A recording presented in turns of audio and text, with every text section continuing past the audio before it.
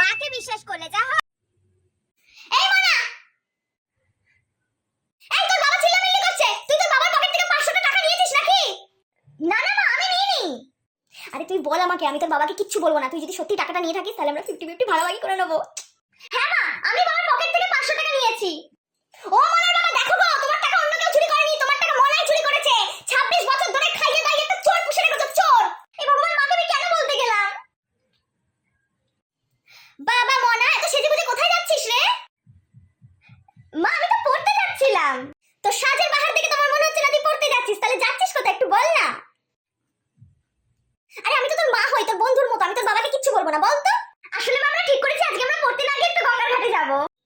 ও মনার বাবা, তোমার মেয়েরা পড়াশোনা হবে না গো, সব ছাড়িয়ে দাও, পড়ার নাম করে গঙ্গার ঘাটে ঘুরতে যাচ্ছে গো। মা, ও মেয়ের অধঃপতন হয়ে গেছে গো, মেয়ে শেষ পুরো। মনা শোন। হ্যাঁ মা বলো। তোর বাবা একটা ভালো ছেলে সম্বন্ধ এনেছে, বুঝলি? আরে তোর ওই রমেশ কাকা আছে না, তারই বন্ধুর ছেলে রে, বড় সোনার দোকান আছে ওদের, জানিস? আমি এখন বিয়ে করতে পারবো না মা, প্লিজ। আরে তোর যদি কোনো মনের মানুষ থেকে থাকে আমাকে বলে ফেল।